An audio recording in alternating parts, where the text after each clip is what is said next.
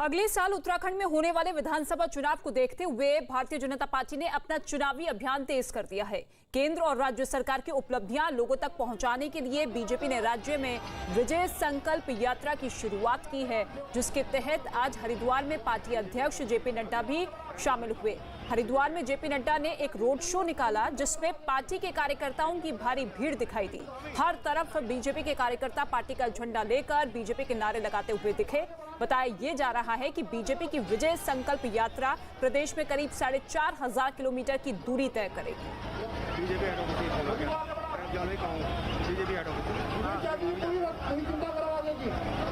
Nadda sir, आप यहाँ पहली बार नहीं आ रहे, उत्तराखंड में आपका ये कई बार ये दौरा हो चुका है, तो पहले तो कैसे लग रहा है इस बार के चुनाव को लेकर? क्या इतिहास बनाएगी इस बार बीजेपी?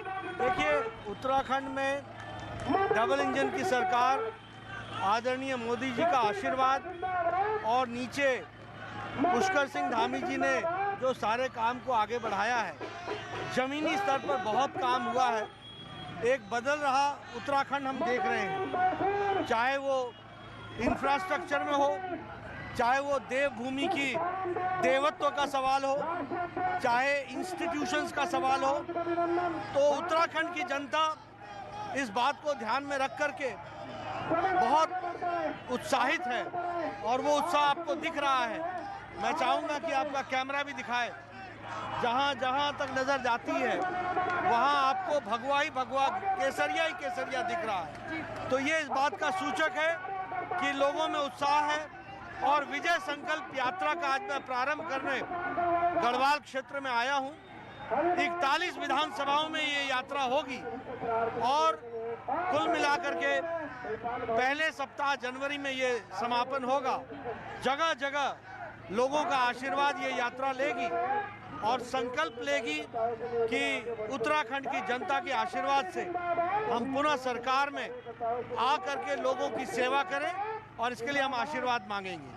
सर, लेकिन उत्तराखंड का इतिहास रहा, एक तरीके का दंश रहा है कि हर बार एक बार बीजेपी, एक बार कांग्रेस। अब बीजेपी सत्ता में है, आपको लगता है ये नया रिकॉर्ड इस नए राज्य में बनेगा? बिल्कुल, हम प्रो इनकम्बेंसी में चुनाव में जा रहे हैं। 5 साल बाद जो हमको उत्साह दिख रहा है वो स्पष्ट बताता है कि उत्तराखंड की जनता मोदी जी को आशीर्वाद देने के लिए और पुष्कर सिंह धामी को शाबाशी देने के लिए आतुर है और वो पूरा सपोर्ट भारतीय जनता पार्टी के कमल के निशान को करने वाली है। जिस तरीके से यूपी में भव्य काशी का कार्यक्रम आयोजित हुआ, उत्तराखंड भी धामों का प्रदेश कहा जाता है, तो आपको लगता है उसका भी फायदा बीजेपी को यहाँ मिलेगा? देखिए, उत्तराखंड की बात करें तो केदार धाम में आदि शंकराचार्य जी की मूर्ति का स्थापना, उनका वहाँ पर समाधि का फिर से जीर्णोद्धार करना और केदार धाम को पूरी तरीके से फिर से रेनोवेट करने का लगभग 500 करोड़ का प्रोजेक्ट का काम चल रहा है। और उसके साथ साथ 4 धाम ऑल वेदर रोड जो बन रही है वो बताती है कि देवी देवताओं की भूमि को, भारतीय संस्कृति को एक तरीके से रक्षा करते हुए सनातन धर्म को, और जिस तरीके से देवत्व का विषय है उसको एक तरीके से सरकार ने अपने टॉप प्रायोरिटी पर रखा है। और मंदिरों का भी रेनोवेशन हो रहा है, नवीनीकरण हो रहा है। यहाँ मैं हरिद्वार में आया हूँ, लगभग 50 घाट इंटरनेशनल स्टैंडर्ड्स के बनाए गए, 50 से ज़्यादा घाट बनाए गए इंटरनेशनल स्टैंडर्ड्स के। तो ये बताता है कि किस तरीके से अब उत्तराखंड बदल रहा है और मोदी जी का आशीर्वाद मिल रहा है। बिल्कुल, आखिरी सवाल सर, 4 धाम तो उत्तराखंड में है ही, पर 12 धामों की बात होती है, तो क्या माना जाए कि जो कुमाऊं क्षेत्र के धाम हैं, जो बाकी धाम है, उन पर भी बीजेपी ध्यान देगी और उनको भी वो लेवल सभी? हमारा उद्देश्य स्पष्ट है, सबका साथ, सबका विकास और सबका प्रयास। तो हम सब जगह काम करेंगे।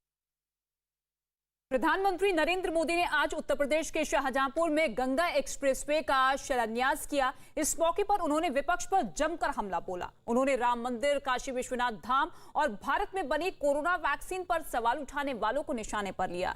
इस दौरान उन्होंने यूपी के मुख्यमंत्री योगी आदित्यनाथ की जमकर तारीफ की और नया नारा देते हुए कहा कि यूपी प्लस योगी बहुत है उपयोगी। बीते 4-4.5 साल में योगी जी की सरकार ने स्थिति को सुधारने के लिए बहुत परिश्रम किया है। आज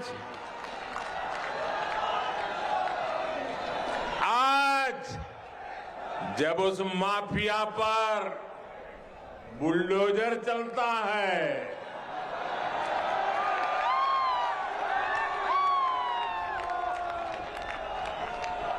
बुलडोजर तो गैर कानूनी इमारत पर चलता है, लेकिन दर्द उसको पालने पोसने वालों को होता है। तभी आज पूरे यूपी की जनता कह रही है, यूपी प्लस योगी बहुत है उपयोगी।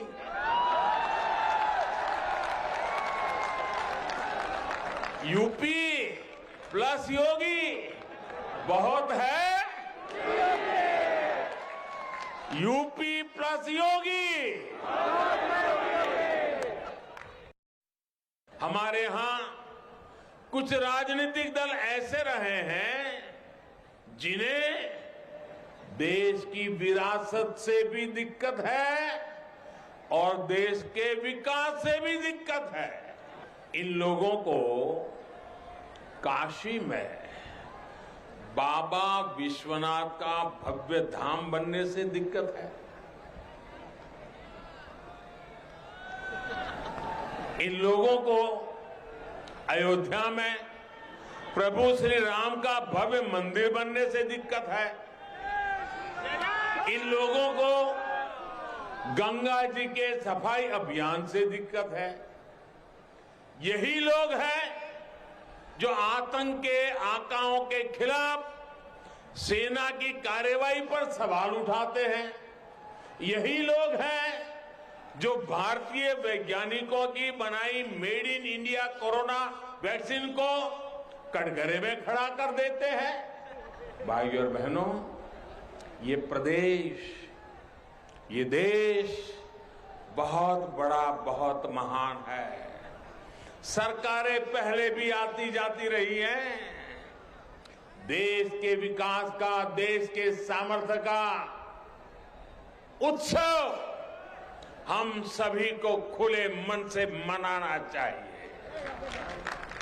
लेकिन अफसोस, इन लोगों की सोच ऐसी नहीं है। आज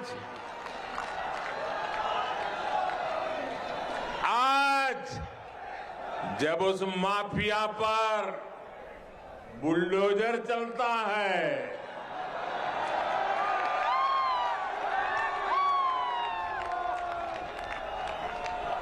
बुलडोजर तो गैर कानूनी इमारत पर चलता है, लेकिन दर्द उसको पालने पोसने वालों को होता है।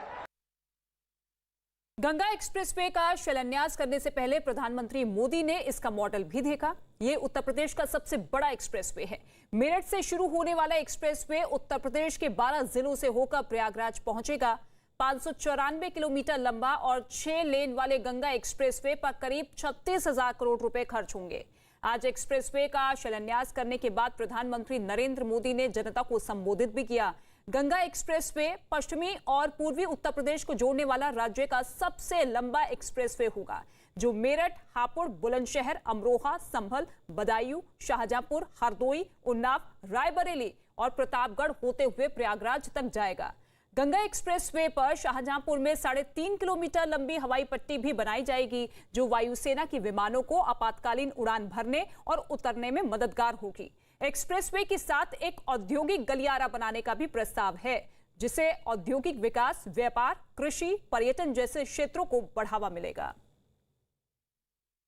आज उत्तर प्रदेश के सबसे